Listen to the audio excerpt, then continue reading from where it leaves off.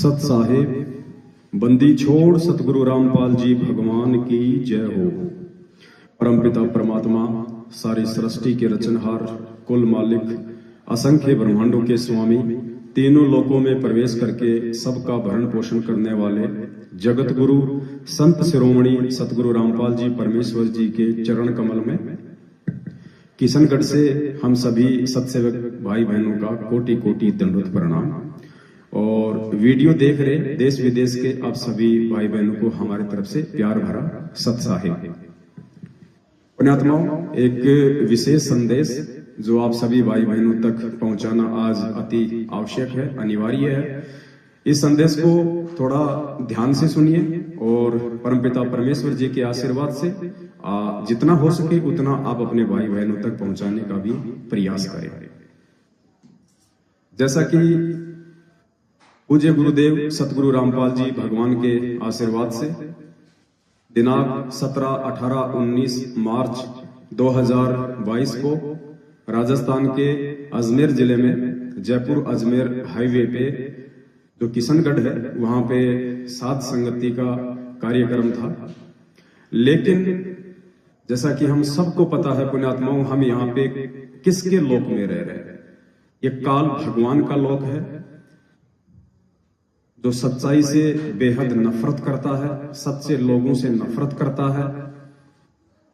हम उसके लोक में हैं और परमात्मा ने कहा है कि यहां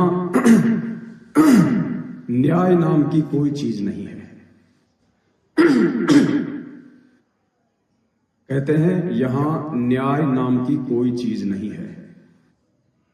परमेश्वर ने अपने शब्द में बताया कि निरंजन धन तेरा दरबार, यहां तनिक ना न्याय विचार, झूठों को तो साचा बतावे और साचों का एतबार, निरंजन धन तेरा दरबार। पुण्यात्माओं, ये धर्म और अधर्म के बीच लड़ाई है, परमात्मा और काल भगवान के बीच लड़ाई है, ज्ञान और अज्ञान के बीच लड़ाई है। और ये लड़ाई पिछले 27 वर्षों से हमारे पूज्य गुरुदेव भगवान लड़ रहे हैं। और 18 नवंबर 2014 बरवाला कांड के बाद से जब से हम इस सच्चाई से परिचित हुए हैं, परमेश्वर के आशीर्वाद से सत्सेवक लड़ रहे हैं।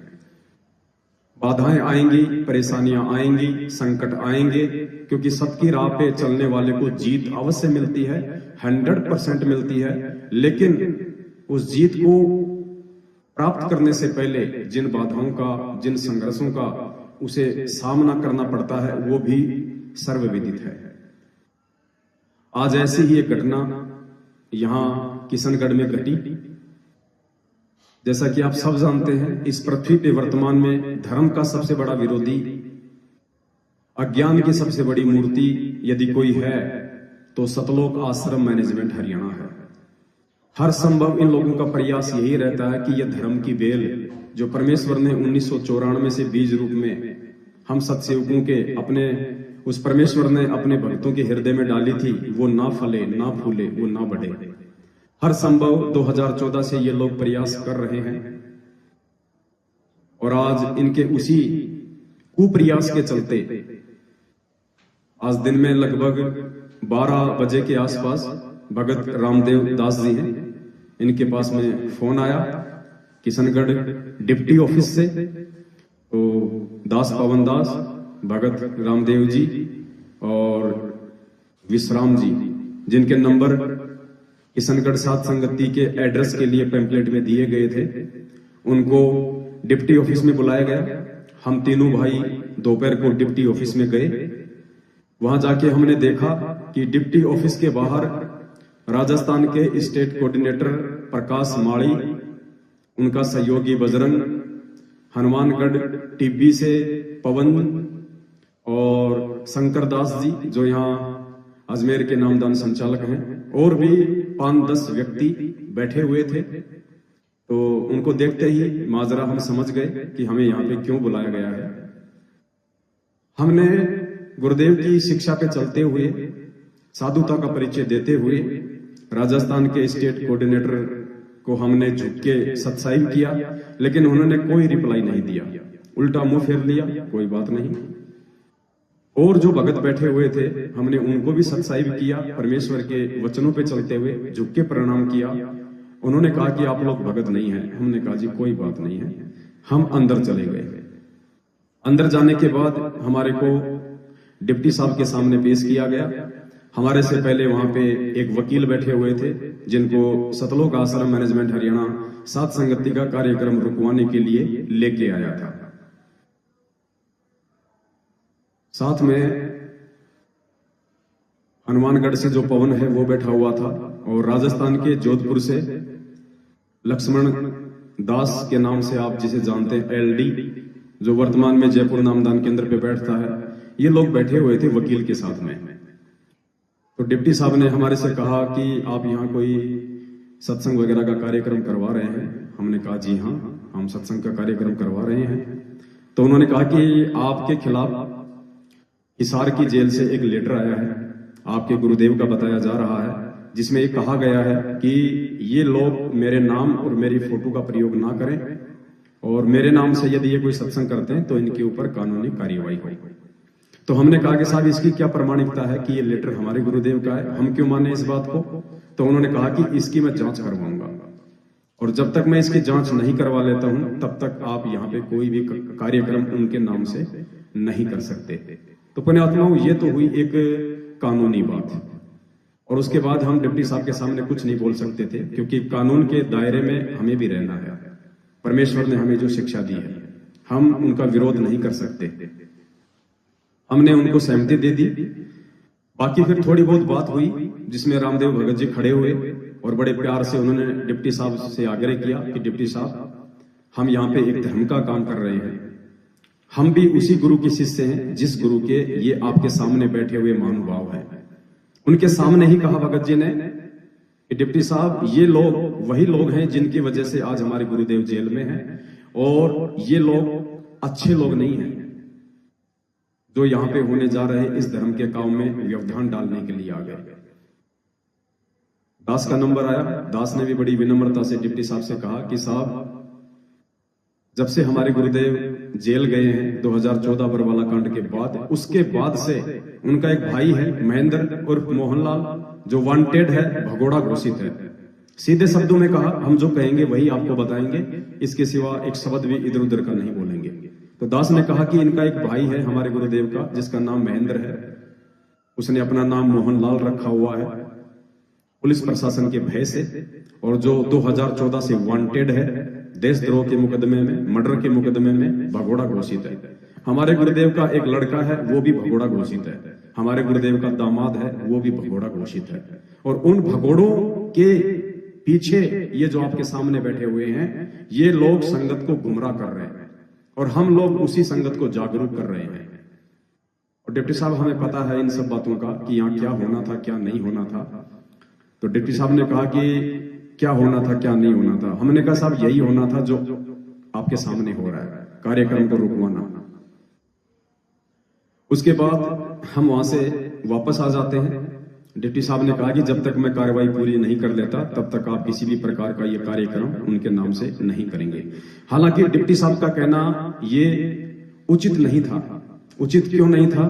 क्योंकि संत रामपाल जी का मुकदमा हरियाणा में चल रहा है, उनके ऊपर देशद्रोह का मुकदमा है और संत रामपाल जी का स्पेशल लेटर यदि किशनगढ़ के डिप्टी साहब के नाम आता कि किशनगढ़ में ऐसे ऐसे मेरे नाम से कोई सात संगति हो रही है और वहां नहीं होनी चाहिए, तो ये बात उनकी जायज थी। बाकी डिप्टी साहब को वैसे इस विषय से कोई लेना देना नहीं था। लेकिन जो भी ये काल भगवान का लोग है, परमात्मा ने हमें अच्छे से समझा रखा है, आप समझ सकते हैं। यहाँ हमने उनका सम्मान किया डिप्टी साहब का, और डिप्टी साहब के सामने जो हकीकत थी सतलोक आश्रम मैनेजमेंट हरियाणा के उन अज्ञानी महापुरुषों के सामने हमने बयां कर दी। उन लोगों के मुख से उफ तक नहीं निकला, नीची गर्दन करके वो बैठे रहे जब तक हम बोलते रहे। और उसके बाद हम वहां से निकल के आ गए, पीछे से वो भी चले गए।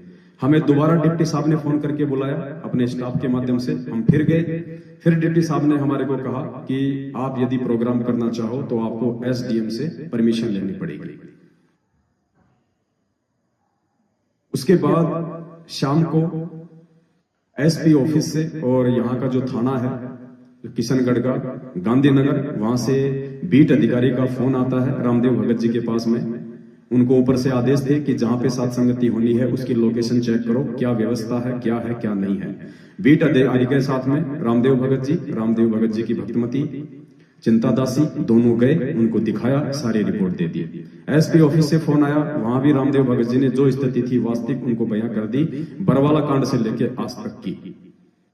तो पुण्यात्माओं, कुल मिला के जो घटना यहाँ जो घटी है, आप समझ सकते हैं कि काल भगवान इस धर्म के काम को ना होने देने के लिए किस प्रकार से हाथ पैर मार रहा है, कितना वो प्रयासरत है।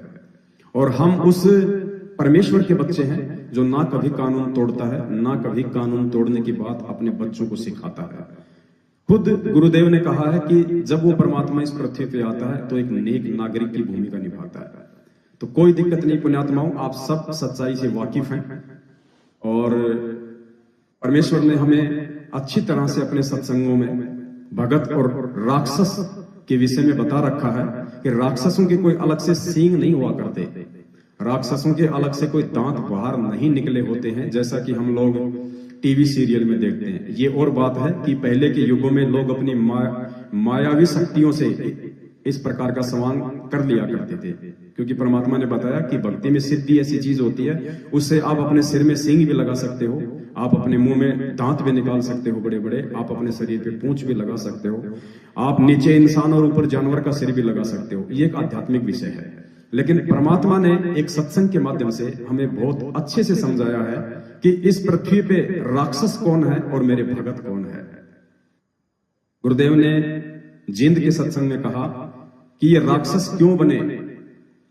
गुरुदेव ने कहा कि पहले एक ही गुरु के शिष्य थे ये ऋषि मुनि और राक्षस, जो आगे चल के राक्षस कहलाए। क्यों? क्योंकि एक ही गुरु के शिष्य थे, जो अच्छी आत्मा थी, वो मर्यादा में रही, वो अपने धार्मिक यज्ञ अनुष्ठान करती रही, अपने गुरु के वचनों में चलती रही। लेकिन कुछ व्यक्ति अपने गुरु को वचन को तोड़ते रहे, साथ में वो भक्ति भी करते रहे और मांस, शराब और अन्य जो कुकर्म थे वो भी वो करते रहे। तो परमेश्वर ने बताया कि भक्ति करने से उनमें शक्ति आती चली गई और कुकर्म करने के चलते उनमें दुर्बुद्धि आनी शुरू हो गई, जिसके चलते उन्होंने अपने ही उन गुरु भाइयों की यज्ञों को विध्वंस करना शुरू कर दिया। वो ऋषि मुनि जो पहले उन्हीं के गुरु भाई थे, जब वो कोई धार्मिक यज्ञ अनुष्ठान करते थे तो वो लोग जो मर्यादा तोड़ के राक्षस की उपाधि प्राप्त कर चुके थे, वो लोग उनके अनुष्ठानों को विफल करने के लिए हर संभव प्रयास करते थे, उनको खंडित करते थे। तो गुरुदेव ने कहा कि वही एक ही गुरु के शिष्य आगे चल के जो मर्यादा में नहीं रहे वो राक्षस कहलाए। तो पुण्यात्माओं, आज इस पृथ्वी पे आप और हम सत्सेवक, वो ऋषि मुनि हैं, वो साधु हैं, और ये सतलोक आश्रम मैनेजमेंट हरियाणा ये सारी मर्यादा तोड़ के आज ये लोग हम सत्सेवकों के धार्मिक अनुष्ठानों को विफल करने का जो कुप्रयास कर रहे हैं, जिसके चलते आज ये राक्षस की भूमिका में है।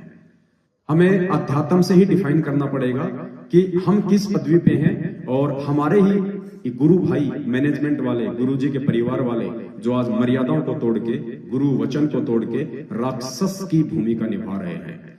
आपको और अच्छे से ये सत्संग सुनने के बाद में समझ में आएगा कि वास्तव में आप और हम किस भूमिका में हैं, और गुरुदेव का जो कलियुगी परिवार है, आपके जितने भी कोऑर्डिनेटर हैं, नामदान संचालक हैं, ये लोग आज कौन सी भूमिका निभा रहे हैं।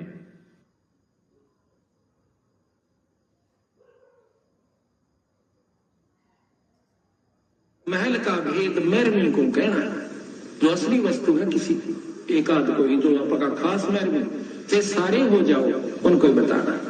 महल का भेद मैरमी को कहना, ये जग जान ठगा ठग है। ये राक्षस क्यों बने थे?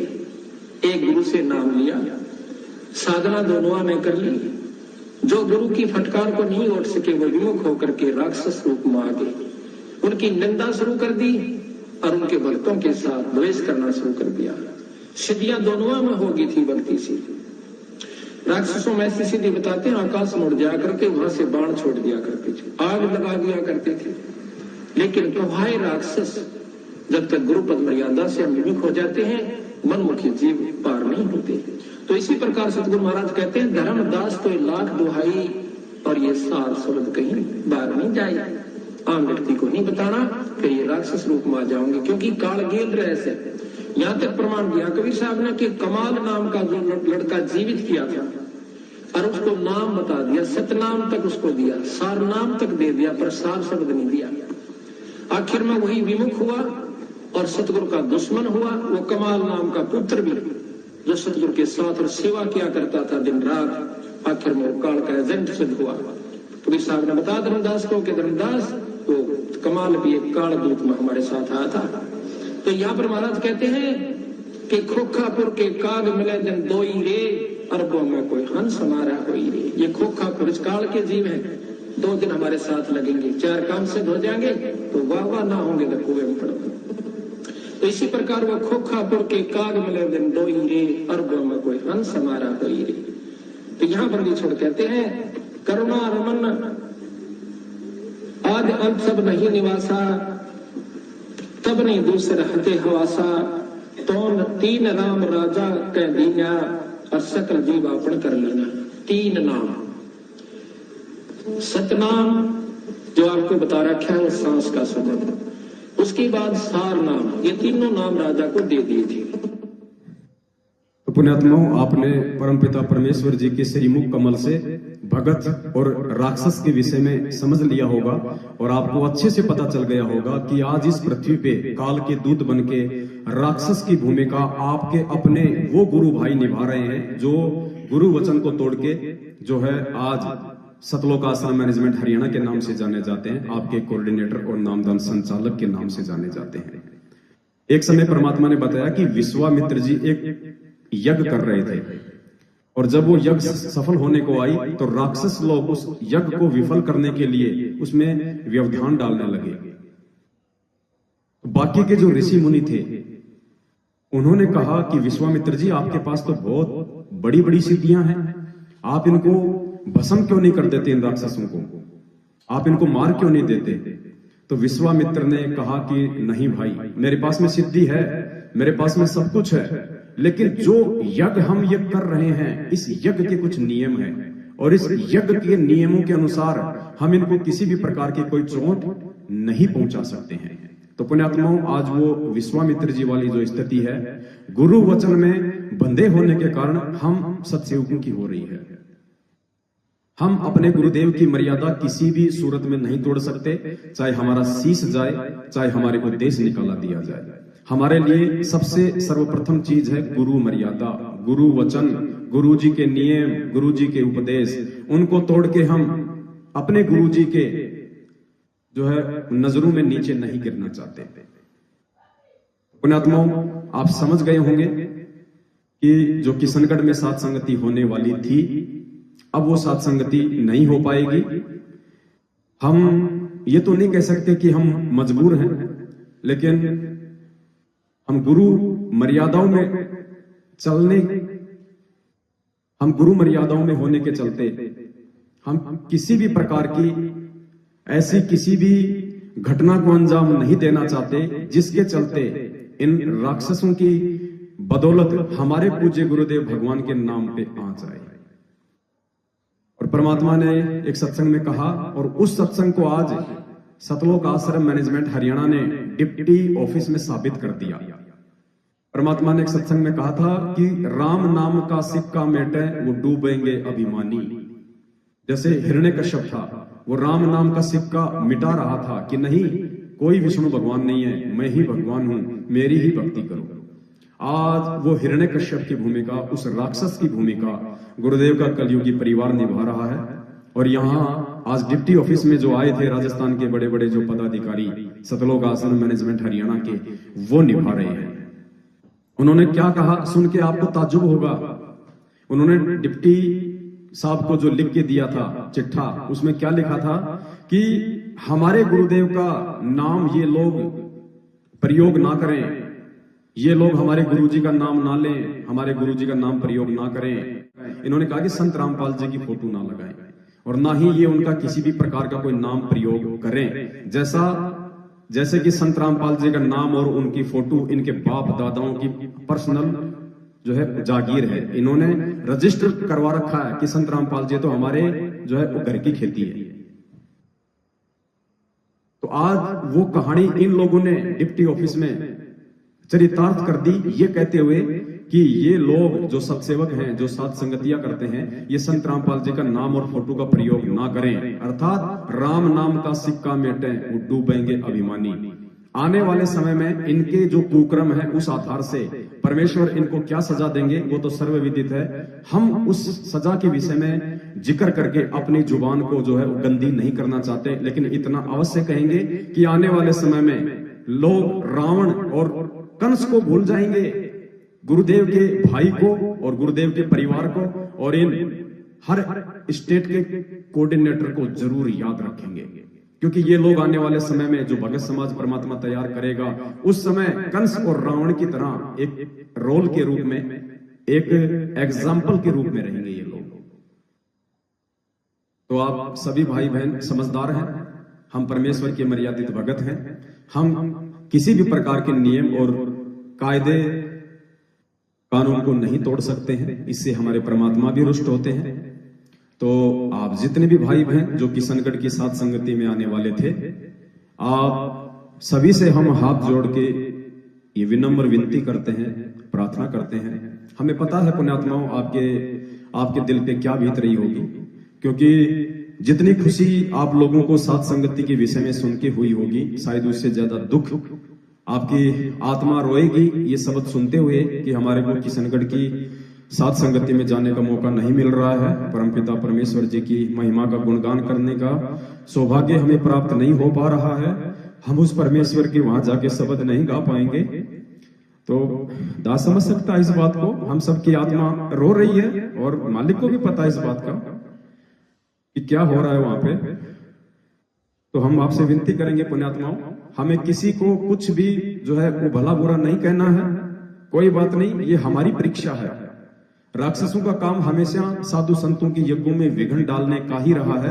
राक्षस कभी भी साधु संत वाले काम नहीं कर सकते, लेकिन हमारे लिए परमात्मा का विधान है कि संत ना छोड़े संतता, चाहे कोटिक मिले असंत। परमात्मा ने उदाहरण दिया कि एक नदी में एक साधु नहा रहा था, बाहर उसका शिष्य बैठा हुआ था। साधु को एक डूबता हुआ जो है बिच्छू दिखाई दिया और परमात्मा कहते हैं कि दया बिना दरवेश कसाई। साधु ने उस बिच्छू की जान बचाने के लिए उसको बाहर फेंकना चाहा तो बिच्छू ने अपने स्वभाववश उसको काटा, उसको डंक मारा। साधु ने फिर प्रयास किया, फिर डंक मारा, 4-5 बार ऐसा हुआ।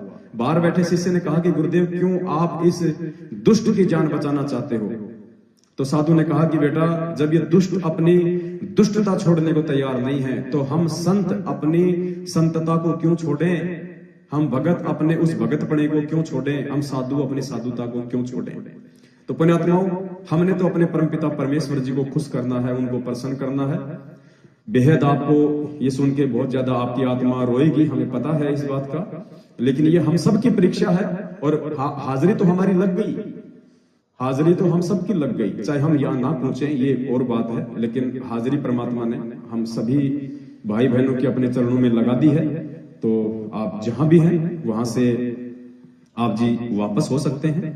और जो भाई अभी अभी अपने घरों से साथ संगति के लिए नहीं चले हैं, उनसे भी हाथ जोड़ के प्रार्थना है कि आप जी अपने घर पे ही परमपिता परमेश्वर जी को भोग लगाएं और मालिक के वहीं पे जो है गुणगान करें, क्योंकि आने वाला समय तो पुण्यात्मा आप और हमारा ही है। पूरे विश्व में भक्तों का डंका बजेगा, पूरे विश्व में साधुता का जो है वो परचम लहराएगा।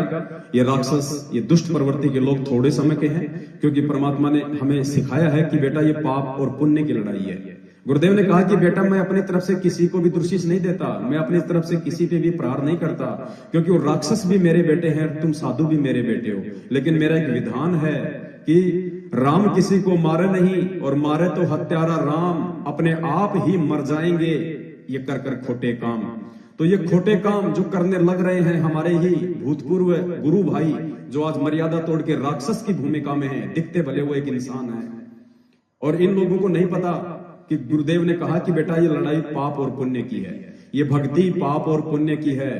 जब तक जीव के पास में उसके पुण्य है, परमात्मा उसको हाथ भी नहीं लगता, चाहे वो कितने खोटे कर्म कर ले। तो पुण्यात्मा हमें पता है कि आज किशनगढ़ की सात संगति को रुकवा के इस धर्म की बेल को जो निरंतर आगे बढ़ रही है उसको रोकने का कोई प्रयास करके सतलोक आश्रम मैनेजमेंट हरियाणा ने अपनी बैटरी को कितना डिस्चार्ज जो है वो कर लिया है। और समय निकट है, आध्यात्मिक दृष्टि से ये अपने परिणाम स्वयं भोगेंगे और उस समय शायद इनको परमात्मा की तरफ से भी कोई माफी ना मिले। तो एक छोटा सा संदेश था। वैसे सारी तैयारियां हो चुकी थी परमपिता परमेश्वर जी के आशीर्वाद से, लाखों रुपए का सामान भी आ चुका था।